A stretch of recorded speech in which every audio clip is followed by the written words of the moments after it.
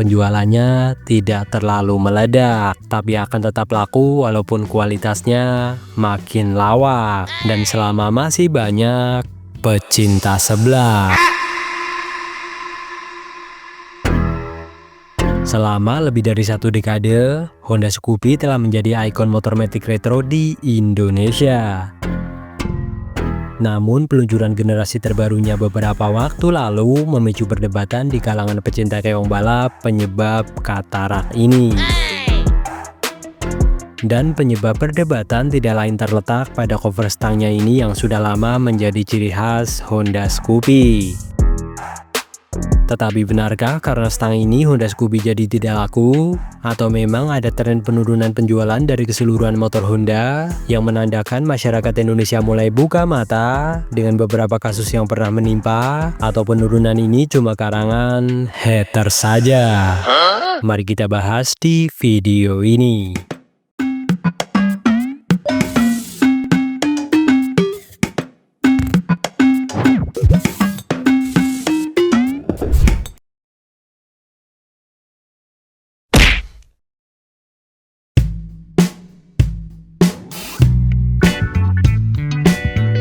Salah satu perubahan paling radikal pada Honda Scoopy generasi terbaru ada pada bagian stang, yang sekarang sudah tertutup penuh tidak seperti sebelumnya yang masih telanjang dan sudah lama menjadi ciri khas motor ini. Honda mengklaim langkah ini diambil untuk memberikan tampilan yang lebih rapi dan premium, mengikuti jejak Honda PCX yang sekarang sudah sama-sama berhijab. Namun bagi sebagian orang, perubahan ini dinilai merusak aura retro klasik yang selama ini menjadi alasan utama orang membeli Honda Scoopy. Tanpa stang telanjang, Scoopy dianggap kehilangan identitas uniknya dan terlihat asing di mata konsumen setianya. Tetapi benarkah hanya karena stang ini Honda Scoopy tidak lagi dibeli? Mungkin ada benarnya, tetapi tidak terlalu signifikan. Hal ini dibuktikan karena penjualan motor ini ternyata masih cukup lancar. Walaupun memang kurvanya mungkin tidak sampai puncak, penjualannya tidak terlalu meledak, tapi akan tetap laku walaupun kualitasnya makin lawak dan selama masih banyak pecinta seblak.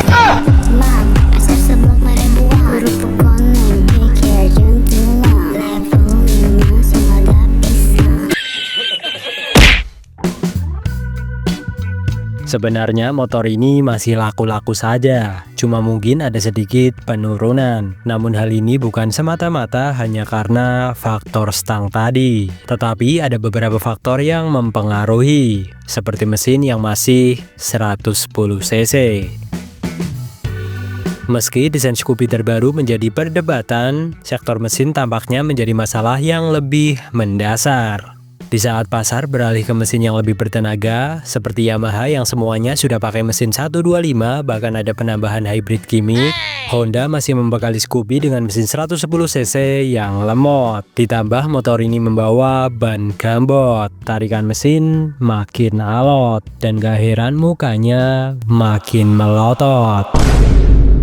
Mesin 110 cc sudah tidak relevan dan terasa lemot untuk penggunaan harian. Apalagi tenaga yang sudah limit tersebut masih ditambah limiter yang makin mencekik ketika dibawa lari di jalan pantura. Bang, udahlah bang. Gimana mau progresnya ini? Dari tadi cuma ngeliatin media set promosi kampus. Kapan kelarnya ini bang? Udahlah. Faktor eksternal juga turut memperkeruh posisi Scoopy. Dulu motor yang terlihat klasik cuma ada Scoopy dan Yamaha Vino. Itu pun Vino nggak ada yang mau beli. Jadi para penyuka motor klasik dan motor unyu-unyu yang tidak mampu membeli Vespa, semuanya langsung memilih Honda Scoopy. Karena memang adanya ya cuma ini. Sementara sekarang, orang yang tidak mampu beli Vespa tetapi pengen desain yang mendekati ada Yamaha Grand Villano. Sementara yang mau motor unyu-unyu ada pilihan Yamaha Vasio. Dan di Honda sendiri ada Honda Stylus 160 yang Vespa banget. Nah, karena banyaknya pilihan tersebut, konsumen motor bergaya klasik dan imut seperti ini pun terpecah. Belum lagi sekarang desain Scoopy yang makin jauh dari kata klasik, malah makin terlihat modern seperti motor listrik. Selanjutnya, inovasi yang nanggung.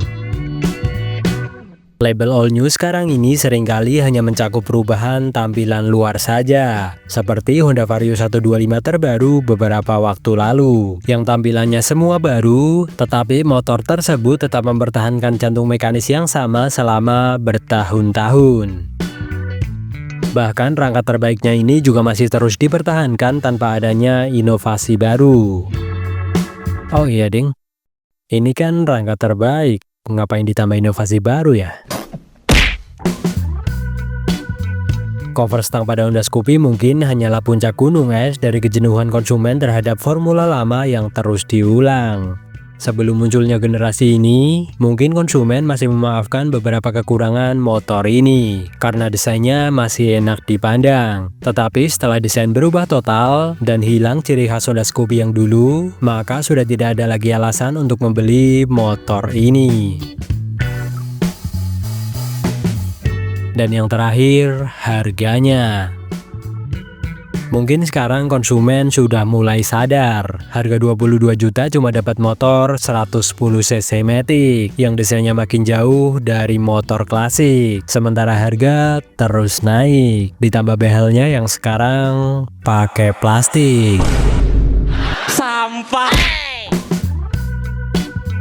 Untuk kesimpulannya, penjualan Honda Scoopy yang katanya terus menurun bukan hanya karena faktor cover stang saja. Cover stang ini mungkin memicu hilangnya identitas klasik. Namun kombinasi antara mesin yang kurang mumpuni, harga yang terus merangkak naik, dan bergeseran tren desain adalah faktor nyata yang membuat posisi keong balap ini penjualannya rawan di balap kompetitornya. Nah, gimana menurut kalian? Apakah di tempat kalian Honda Scoopy terbaru ini juga tidak sebanyak Scoopy-Scoopy sebelumnya? Tulis di kolom komentar di bawah. Salam Honda Spooky, sebuah motor yang selalu merindukan oli, tetapi yang punya nggak peduli karena menurut mereka seblak yang nomor siji. Ada nih motor Spooky. Spooky pink. Ada motor Spooky.